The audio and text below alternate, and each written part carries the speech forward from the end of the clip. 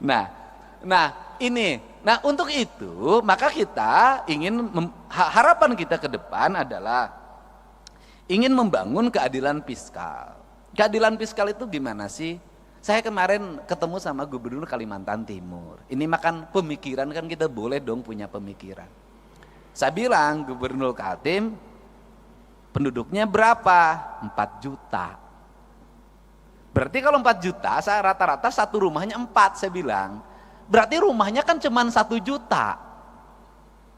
Iya. Loh, kalau penduduk Kaltim 1 juta, rumahnya cuma 1 juta, kan sebenarnya bagi Kaltim ngasih 5 juta per rumah bisa. Karena 1 juta kali 5 juta, 5 triliun Pak. Artinya masyarakat Kaltim untuk sejahtera itu sangat bisa. Beda dengan Jabar. Untuk Papua lebih bisa lagi. Untuk daerah yang memiliki pendapatan daerahnya tinggi dan hasil alamnya besar, sebenarnya sangat ini mungkin terjadi.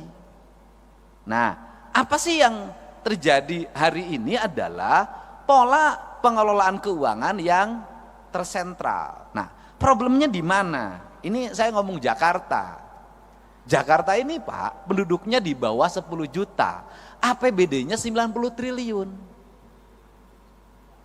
Kalau di Jakarta itu dari 10 juta ada 2 juta kepala keluarga, itu orang Jakarta bisa digaji per kepala keluarga 10 juta.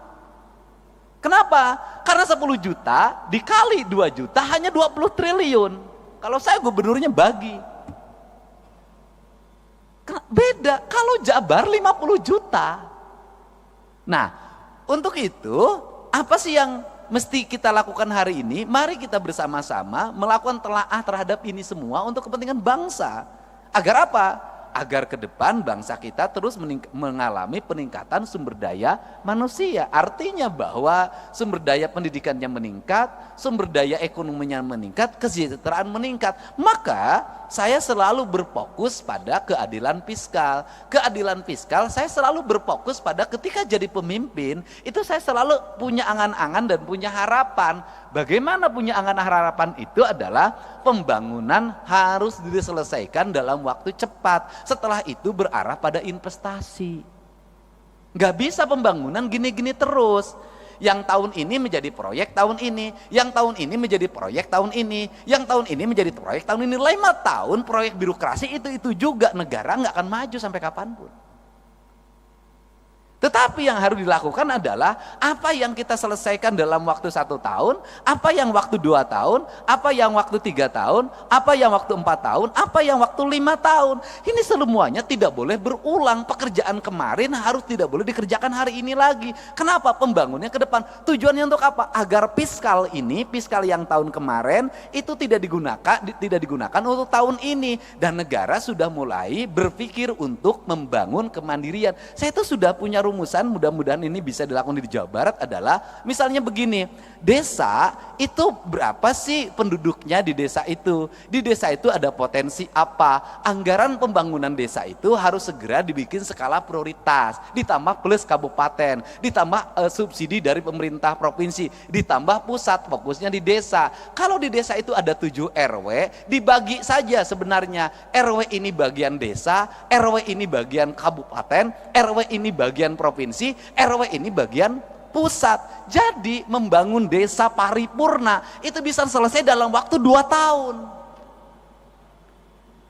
Tahun ketiganya itu anggaran sudah mulai diarahkan, bukan untuk itu lagi, untuk kesejahteraan publiknya, jaminan kesehatannya, jaminan pendidikannya, jaminan hari tuanya. Tahun berikutnya harus lagi mengarah pada investasi, di mana uang itu tidak digunakan lagi untuk pembangunan infrastruktur lagi karena udah selesai, digunakan untuk investasi. Investasinya dikelola oleh perbankan daerah, di mana uangnya berputar, dipinjamkan pada lingkungan daerahnya dan untungnya diperoleh lagi. Ini kan model koperasi zaman dulu sebenarnya, cuman dikelola secara modern. Nah, kemudian uang itu berputar, maka dalam jangka panjang daerah tersebut akan memiliki kecukupan fiskal. Kemudian pembangunannya selesai. Terjadi pada negara mana? Pada Tiongkok. Tiongkok itu pembangunannya dilakukan secara terstruktur, terencana, dilakukan oleh negara dengan waktu cepat, kemudian negara memiliki kecukupan fiskal, kemudian Tiongkok berkembang investasinya, setelah berkembang investasinya, kebutuhan pembangunan di daerahnya dianggap sudah cukup, kemudian mereka punya fiskal yang cukup, mereka harus bergeser ke tempat lain untuk menggeser sumber daya manusianya, sumber daya ekonominya, diputarkan di negara lain, rakyatnya ikut kerja, tetapi setelah proyeknya berjalan, mereka balik lagi dapat duit lagi 2-3 keuntungan. Dia pakai bahan baku dia punya dia pakai sumber daya punya dia, dan fiskal punya dia.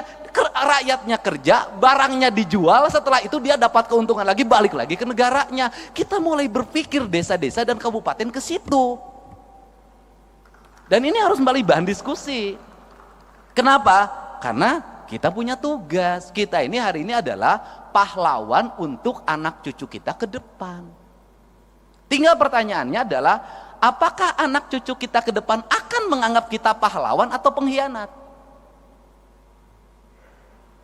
45 dianggap pahlawan, mungkin 66 masih dianggap pahlawan, 71 mungkin dianggap pahlawan. Pertanyaannya lah, kalau mimpi tentang keadilan tidak segera terwujud di tengah-tengah masyarakat, maka dimungkinkan 30 tahun ke depan Agustusan nggak bikin lagi doa buat kita. Kenapa? Mereka tidak punya catatan reputasi kita dalam membangun keadilan di negeri ini.